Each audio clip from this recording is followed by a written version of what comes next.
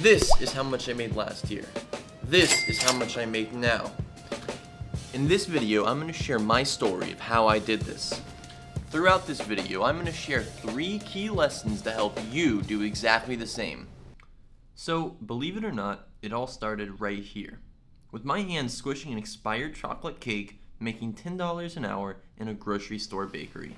I hated my job, and I wanted to quit more than anything, but I was 20, broke, and I did not want to go back to school. Now, to most, this would seem like a disadvantage, but for me, these were the reasons I succeeded. Now, this brings me to the first lesson. Don't let where you've been dictate where you're going. Oftentimes as humans, we find ourselves living a certain way, not because we want to, but because it's the way things have been as long as we remember.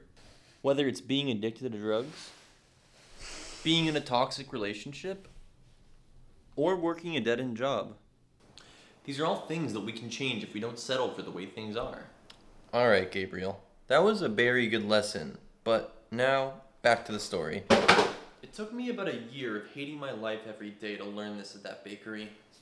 But eventually, once I had a small safety net, I handed in my notice and started planning my next move.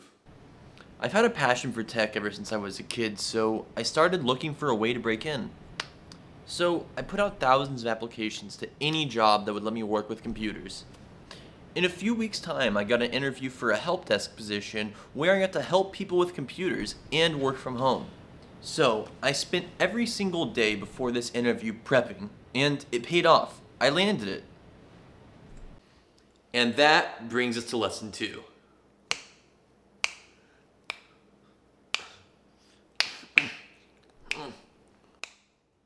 Oh, there we go. Take calculated risks. Take something that you've wanted to do for a while, but you've been too scared to. Maybe it's asking out that girl. Maybe it's pursuing your dream job. Maybe it's trying a new condiment. Whatever it is, make a list of all the bad things that could go horribly wrong, and a list of the great things that can happen if it goes right. Often, you'll find the worst case isn't really that bad.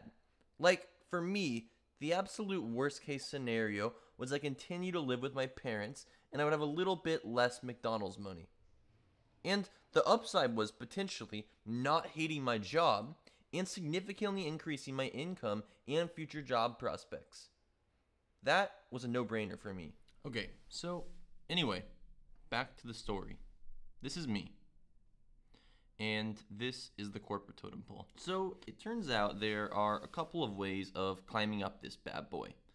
The first is to go from L1 to L2 to L3 to L4, and you get the idea. Or there's another way. You can just get really, really good at whatever particular level you want to go to, and then do an internal interview and start there. So that was my goal. I just get really good at coding, and I just jumped straight there. Okay, so now I had a pretty good idea of where I wanted to go and the general direction of how to get there, but it's still hugely important to map out your exact path. For me, my map to get there was a calendar.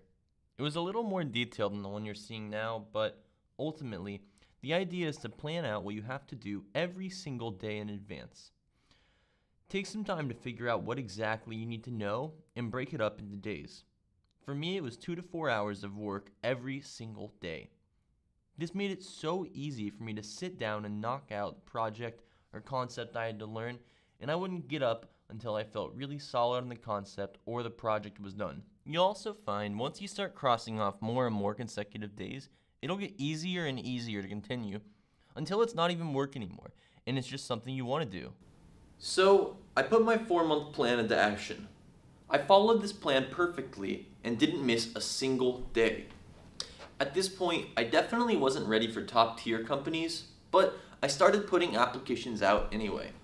A few weeks later, I had 7 interviews, and once I did those, 3 of them turned into offers. I ended up accepting my favorite out of those previous offers, which was for $60K, which again doubled my previous income. However, this company was a startup, which, relatively speaking, are easier to get into. My end goal was to get into one of the big tech companies, which are infamous for their ridiculously high pay. The problem is, they're also well known for their ridiculously difficult interview process.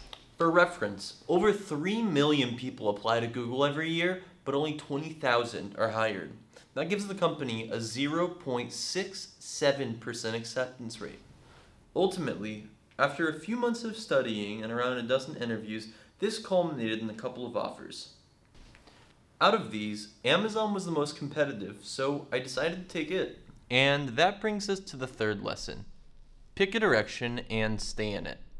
Sometimes life is like a bunch of big ol' windy roads. If you're in Texas and you decide you want to take a road trip to Arizona, but then on a whim you decide you want to go to Alabama instead, or maybe actually you'll just go to Ohio, you won't ever end up going anywhere. You'll probably never even leave Texas because it's so gosh darn big.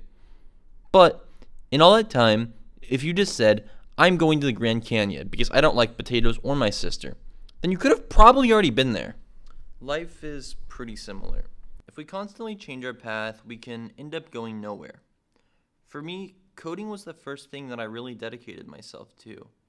It may not be coding for you, or maybe it is, but whatever it is, I just recommend you don't spend your whole life wandering around Texas.